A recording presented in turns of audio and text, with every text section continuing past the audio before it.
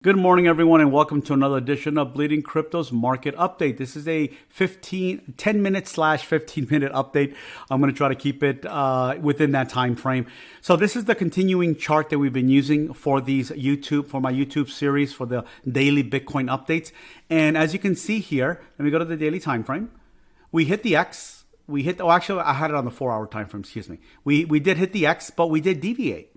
Okay, this deviation.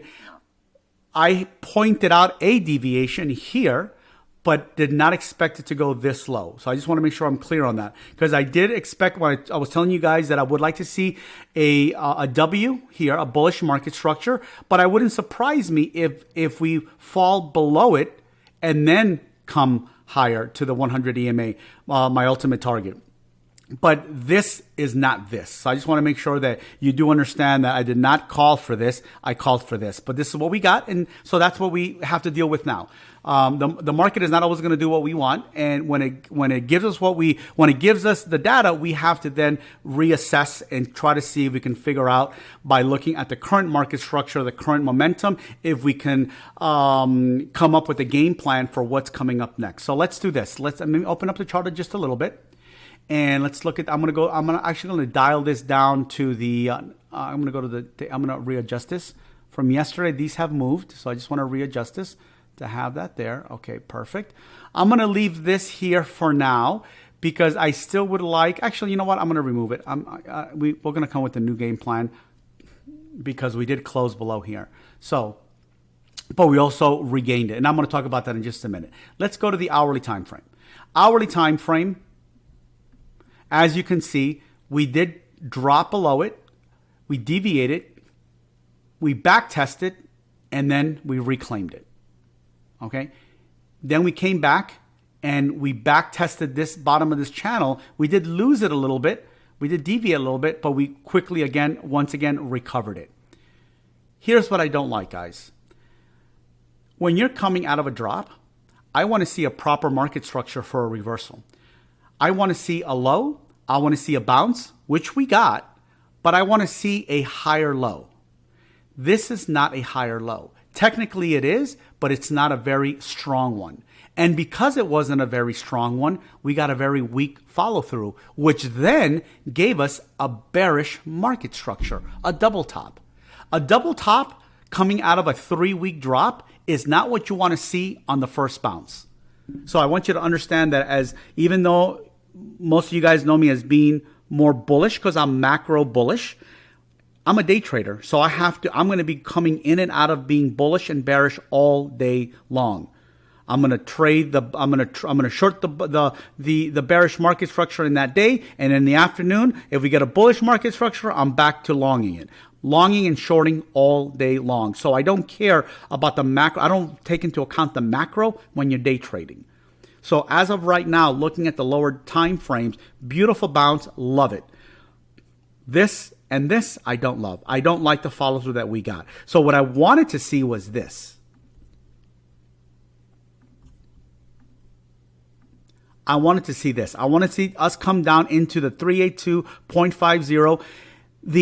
The deeper it would have went into this continuation rule being the 0.50, think of it as a rubber band. You're pulling that rubber band, and when you let it go, you're going to have a better follow through. We didn't pull it enough, and this is the result of that. To kind of give you an analogy of how to picture it. So now, does this mean that we cannot go higher? No, it doesn't mean we're going to go high. We can't go higher, but the problem is that because we didn't get that stretch and because we didn't put a proper market structure, I don't trust the next move going higher.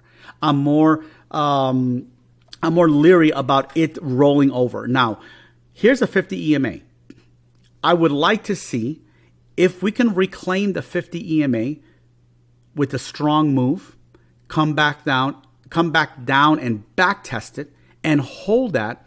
I will feel better about not putting in a proper higher low. However, I still want to see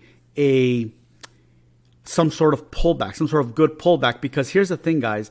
If you look back on smaller time frames, when we have a big drop, we don't recover off of a V shape. That's not a strong recovery, guys. Everybody wants to believe it is. And when you look at the higher time frames, yes, we do see it. Let me show you an example of what I mean. So you go to the higher time frames. Look. You see this here? This is a V shape. Perfect. That's okay. Inside of here, there was no V shape. Inside of here, there was a proper market structure being built to get us to where we're at now. And let me show you. I think I showed you this yesterday, but I'm not quite sure. No, I did do that. I did show you that market structure. That's correct. So if you want to see what this looked like, go to yesterday's video and take a look at the market structure that we built to get this move. We're not doing that right now, guys. All right, we're not doing that. So I'm not coming in here to trying to tell you what you want to hear, because I'm a bull. I would love for this to have come down and push up. Right now, I would be singing a much different tune.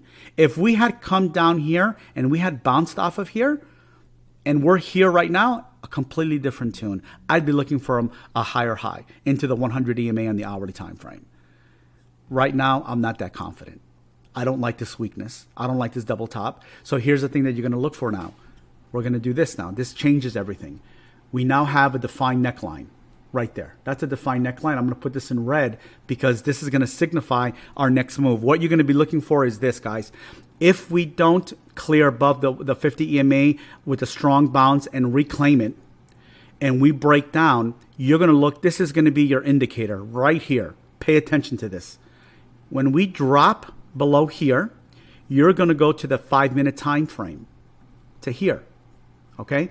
We drop here, you're going to look for a move to this red line.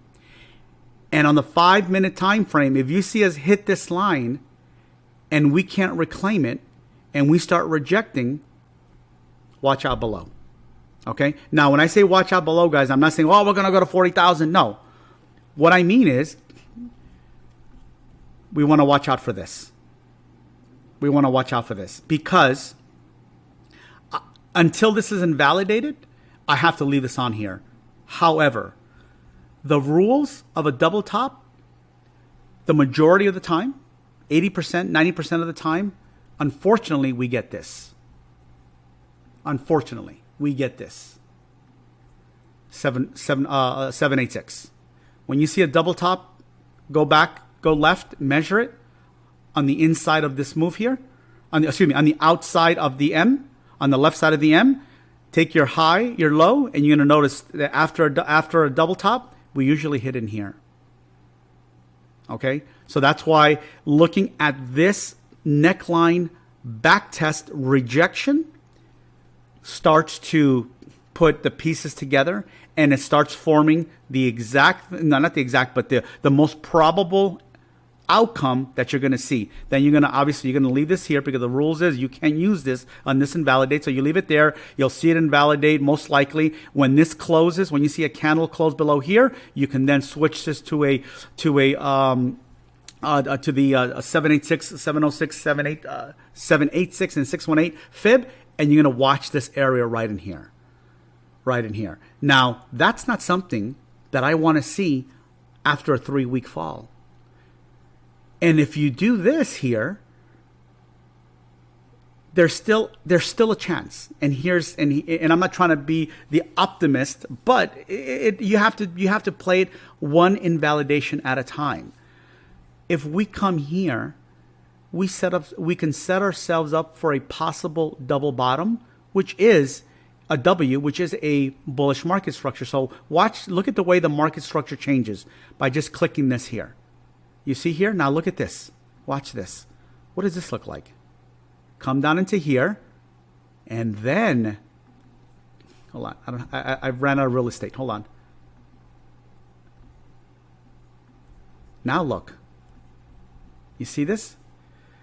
Now, if you're a pessimist and you're looking at this and you're saying, "Oh, BC, why do you always see the bullish side?" Because I'm an analyst.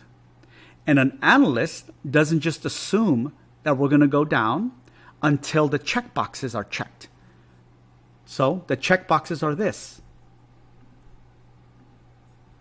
Break below here, we invalidate the continuation rule. Check. Okay, next thing here, the reload zone.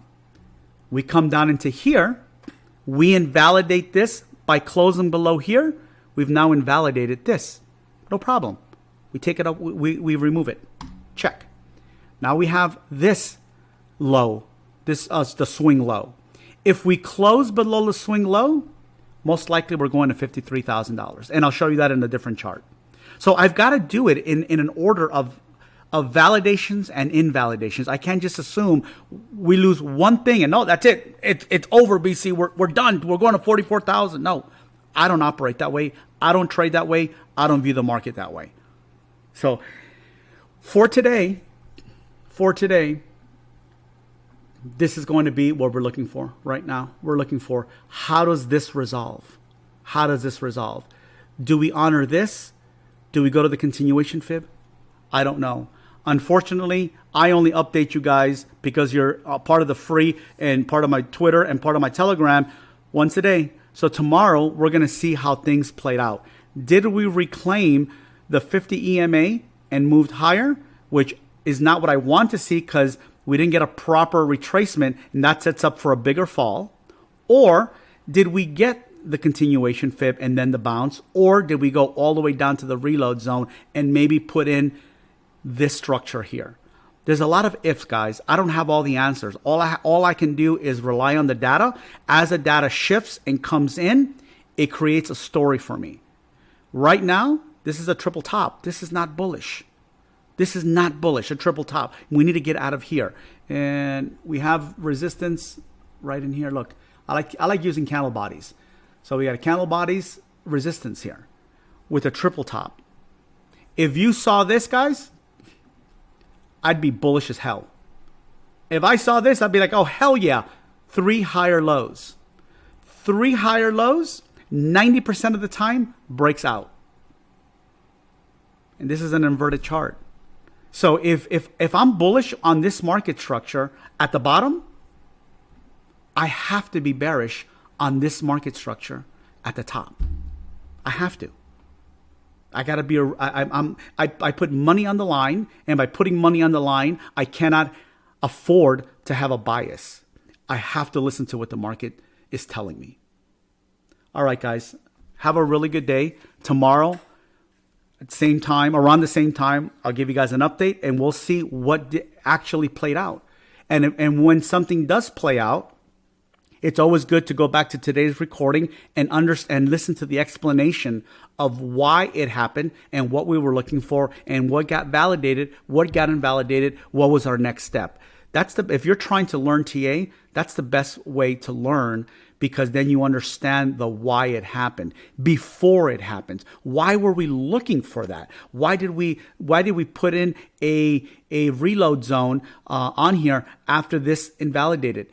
All of that starts to add up and starts to train your brain so you can have that muscle memory, because these things that I'm looking at right now are something that I see on a daily basis, and it's the exact same routine, exact same sequence. There's a sequence to trading, and for my system, there's a sequence, and the sequence is usually the same. And as you get familiarized with my style of trading, you will understand that, and you will become more proficient. All right, guys, have a good day.